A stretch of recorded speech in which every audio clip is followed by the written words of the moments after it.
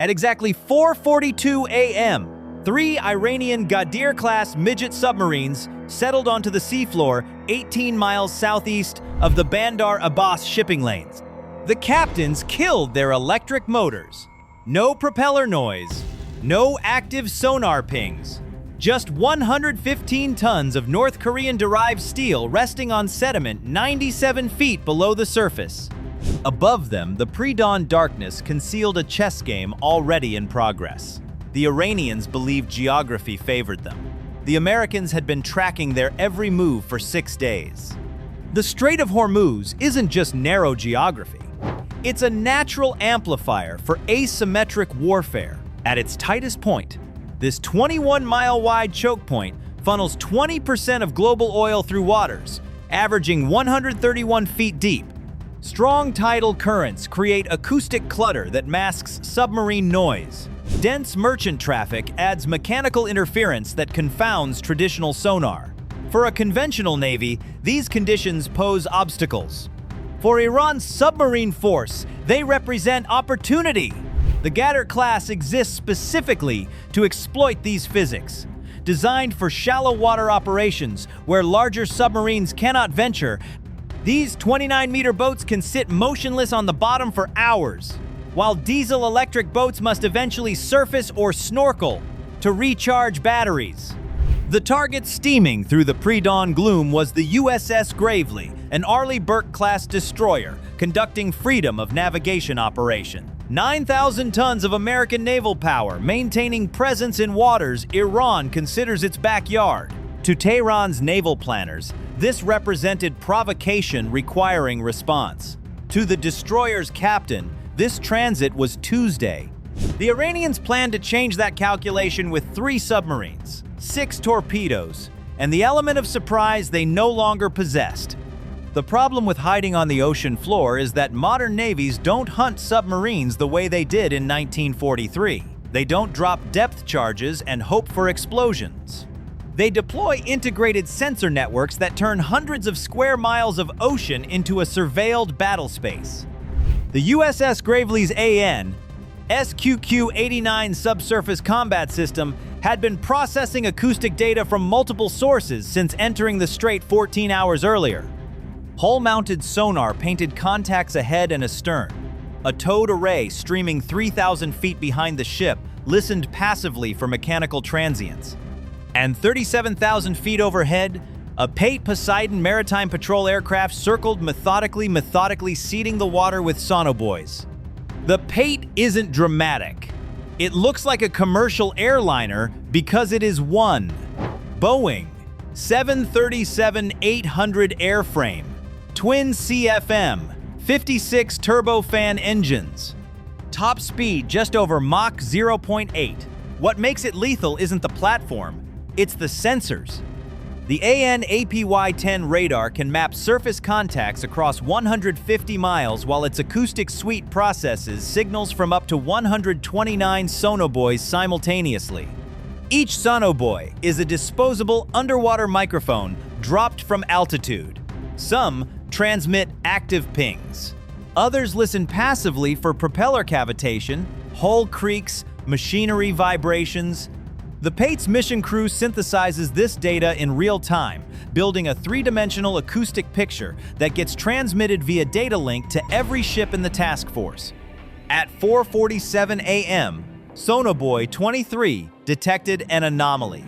Faint metallic resonance at bearing 142 degrees, too regular to be geological, too static to be marine life. The acoustic signature matched Iranian diesel-electric submarines in passive mode. The P-8's tactical coordinator tagged the contact and transmitted coordinates to the Gravely. A second sonobuoy, 4 miles northeast, confirmed a second contact, then a third. The 3 Ghadir submarines thought they were ghosts. They were pinned butterflies under glass. The Ghadir class represents Iran's attempt at underwater guerrilla warfare. Based on North Korea's Yano-class design, these midget submarines displace 117 tons surfaced, carry a crew of 7, and mount 2 heavyweight torpedo tubes in the bow. Their electric motors are brushless DC designs, quieter than conventional systems, More efficient, harder to detect acoustically. Maximum speed of 11 knots means they're not chasing anyone. But speed isn't the point. The Gadir's mission profile involves pre-positioning in shallow choke points, sitting motionless on the seabed, and waiting for high-value targets to wander into weapons range. In theory, this tactic exploits the acoustic clutter of shallow water to mask their presence. In practice, it requires an enemy who isn't looking. The Gravely had been looking for 6 days. Inside the destroyer's Combat Information Center, blue light illuminated rows of displays showing the tactical picture: 3 hostile contacts, range 18 miles. Depth approximately 97 feet, speed 0, all sitting in ambush positions along the projected course. The tactical action officer's decision was immediate: launch the helo. The MH-60R Seahawk lifted from the flight deck 90 seconds later. This isn't transport, it's a flying anti-submarine warfare platform. AN, APS-153 radar for surface search. AN, AQS-22 dipping sonar that can be lowered into the water from a hover. Sonobuoy launcher with 25 tubes. MAD, XR magnetic anomaly detection for sensing disruptions in Earth's magnetic field caused by large metal objects underwater. And 2 Mark 54 lightweight torpedoes mounted on hardpoints. The helicopter can detect, classify, and prosecute submarine contacts at ranges the destroyer cannot physically reach. It's the Scout, the Sensor, and the Striker packaged into one airframe that thinks faster than diesel boats can maneuver. 4:51 a.m.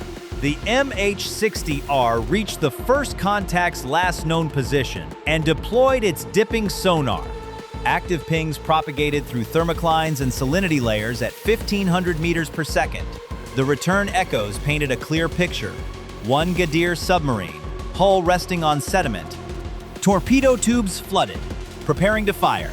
The helicopter transmitted targeting data back to the Gravely while repositioning toward the second contact. The Iranians still believed they were hidden. That illusion was about to cost them everything.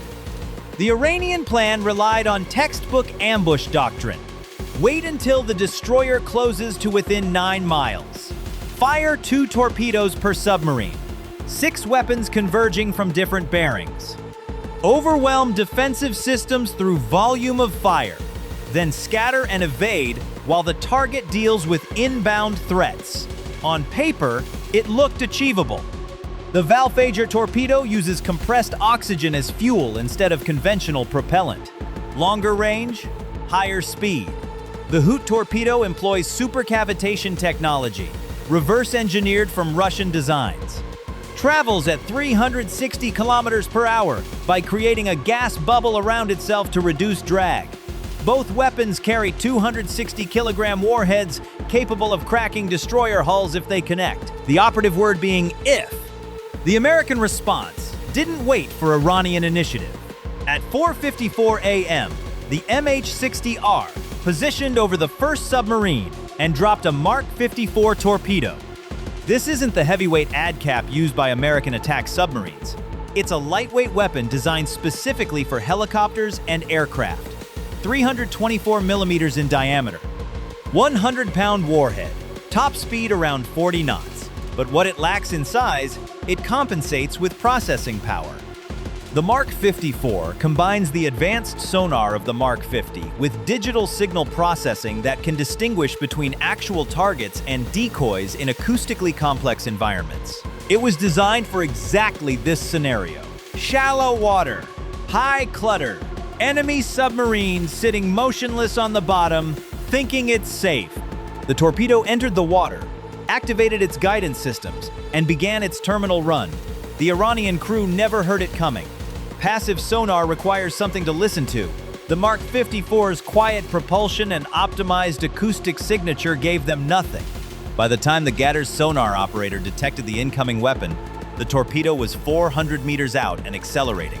Too close to evade, too fast to outmaneuver. The captain ordered emergency blow. Compressed air screamed into ballast tanks. The submarine lurched upward, 12 seconds too late. The Mark 54 detonated 8 feet beneath the Gadir's keel. The 100-pound warhead didn't punch through armor. It didn't need to. Underwater explosions create shock waves that propagate through water with devastating efficiency. The blast compressed the submarine's hull beyond its structural tolerance. Welds failed. Compartments flooded. The boat's bow section separated from the pressure hull and sank separately. 7 Iranian sailors never reached the surface. The submarine broke apart in 97 feet of water 23 seconds after trying to escape. 4:57 a.m. The second Ghadir attempted to flee. Its captain had heard the explosion, knew the ambush was compromised, ordered full power, and turned northwest toward Iranian territorial waters. But a midget submarine at 11 knots is slower than a jogging human. The MH-60R reacquired the contact, vectored in, and dropped a second Mark 54. This engagement lasted 34 seconds from weapon release to detonation. The submarine imploded while still accelerating. No survivors recovered. The third Ghadir made a different choice. Rather than run or fight, the captain surfaced immediately and transmitted an emergency surrender signal. Smart decision, the only decision that allowed his crew to live. American sailors don't enjoy killing submariners. Submarines are already coffins. Making them actual graves feels uncomfortably close to murder even in combat. The MH-60R circled overhead, while a boarding team from the Gravely secured the submarine. 7 Iranian sailors climbed onto the deck, hands visible, weapons absent. They were processed, detained, and transferred to shore authorities 6 hours later. Their submarine was scuttled in deep water after intelligence teams photographed every system aboard. The mathematics told an unforgiving story. Iran expended 3 Ghadir-class submarines, with a replacement cost of approximately $25 million each, assuming domestic production estimates. Training and operational deployment added roughly $2.1 million per boat. Total Iranian losses exceeded $81 million, plus 14 trained submariners killed. The United States expended 2 Mark 54 torpedoes at $1.2 million each. Total American cost, $2.4 million.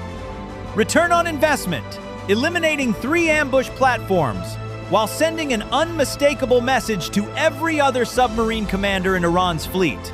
But the financial ledger doesn't capture the strategic implications. Iran's submarine force isn't large. Estimates suggest 14 to 21 Ghadir-class boats in service. Losing 3 in a single engagement represented a 14 to 21% reduction in their midget submarine fleet. More critically, it exposed the fundamental vulnerability of their doctrine. Sitting on the seabed only works when the enemy can't see you. Modern ASW networks see everything. Sonobuoys create acoustic tripwires. Helicopters provide rapid response. Aircraft prosecute contacts before submarines can react. The physics of detection have shifted decisively against diesel-electric boats operating in monitored choke points. Within 48 hours, satellite imagery showed increased activity at Iranian submarine pens. Boats that normally deployed were remaining in port. Maintenance schedules were being accelerated. Training exercises were canceled. The Iranian Navy had confronted an uncomfortable reality. Their submarines weren't invisible. Their tactics weren't clever.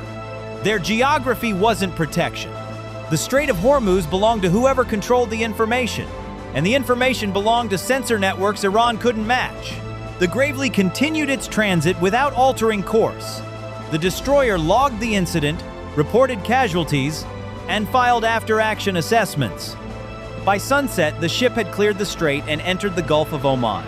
Business as usual for a surface combatant equipped with systems designed specifically to nullify the threat midget submarines represent. This is modern anti-submarine warfare when nobody's watching closely. No dramatic surface battles, no missile salvos, just integrated sensors, patient intelligence gathering, and precision strikes delivered before the enemy realizes the fight has started.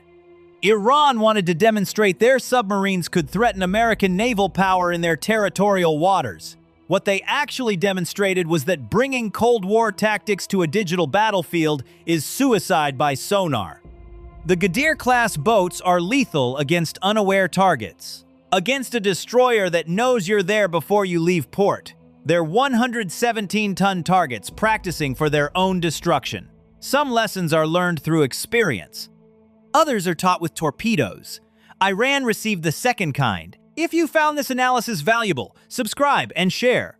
Your support brings more untold stories of modern naval operations to light.